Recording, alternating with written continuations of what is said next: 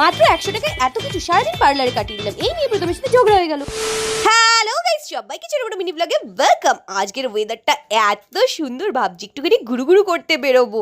আর দেখো এখানে দুখানা শালিক, কারা কারা শালিক পাখি মানো, মানে এক শালিক দেখলে দিন খারাপ আর দু শালিক দেখলে দিন ভালো যাবে, কমেন্টসে জানিও। আজ কোন ড্রেসটা পরবো সেটাই ভাবছি, কারণ যে যাবো ঘুরু করতে। এতগুলো ড্রেস থাকা সত্ত্বেও আমি ভাবি কেন যে আমার ঘরে কিছুই নেই। জানি না সব মেয়েদেরই এই প্রবলেম হয় কিনা। আমি লাস্ট 2 মাস ধরে আইব্রো করিনি। আমি ঘুরতে গেছিলাম সিকিমে, তখনও আইব্রো করিনি। আইব্রো পুরো শুভ পোকার মতো মোটা হয়ে গেছে।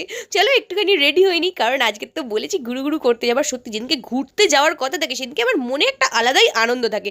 পারফিউম আমি দিচ্ছিলাম, প্রীতম এসেছে, ওর গায়ে পুরো পারফিউমের বোতলই ঢেলে দিয়ে। গরমকাল আসবে এই ব্যাপারটাই এত ভালো লাগে। এসে গেলে যা পচা গরম দেয়, তোমাদেরকে কি বলবো। দেখো আমার ফ্ল্যাটের সামনের গাছটাতে কত লিচু হয়েছে। দেখা গেছিল একটা ছোট্ট মোটো সাবস্ক্রাইবারের সাথে, ওর সাথে দেখা করার পর আমরা বেরিয়ে পড়লাম। আমি মাস্ক পরে রয়েছি কারণ আমার ডাস্ট অ্যালার্জি, আর প্রীতম না এখান থেকে চেষ্টা করছি কি করে আমার মাস্কটাকে খুলে দেওয়া যায়। এইরকম পচা কাজকর্ম কে করে বলো তো। তারপর টেনে খুলেও দিয়েছে, আর কি ধুলো। দেখো নিজে নাকটা চেপে রেখেছে, কিন্তু আমার নাক থেকে মাস্ক খাটিয়ে দেবে।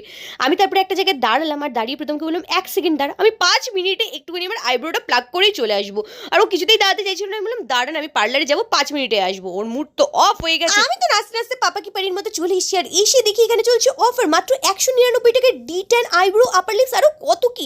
আর 299 টাকায় হেয়ার, সাথে আবার হেয়ার কাট ফ্রি। এই দেখে আমি তো চলে এলাম। প্রীতমকে বলেছি মাত্র 5 মিনিট, ওর থেকে বেশিক্ষণ এখানে টাইম লাগালে আমার তো গলাই কেটে দেবে। দিদিকে বললাম আমার কাছে কিন্তু 5 মিনিট টাইম আছে, তার মধ্যে তুমি আমার আইব্রো আপার লিপসটা করে দাও। আর দিদি তাড়াহুড়ো করছিল। আমার তো ইচ্ছা ছিল যে ফেসিয়ালও করো, কিন্তু আমার কাছে আজকের অত টাইম নেই। তাড়াতাড়ি ঝটপট রেডি হয়ে বেরোতে হবে।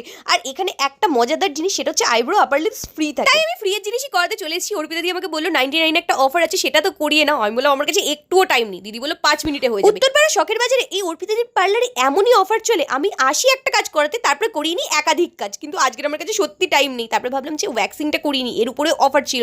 দিদি কিন্তু খুব তাড়াহুড়ো করে আমাকে তাড়াতাড়ি করে দিল ব্যাপারটা।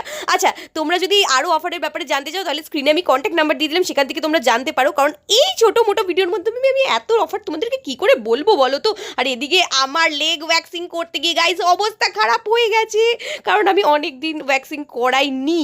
যাই হোক, টাইম তো অনেক হয়ে গেছে। প্রথমে এবার আমার গলাই কেটে দেবে। আর এই যে এই হাতে আমার যে জিনিসগুলো, সেগুলো তোমরা কি ভাবছো কোনো চকলেট? না না, এগুলো হচ্ছে বিন ওয়্যাক্স, যেটা দিয়ে আমি আন্ডারআর্মস ওয়্যাক্সিং করিয়েছিলাম।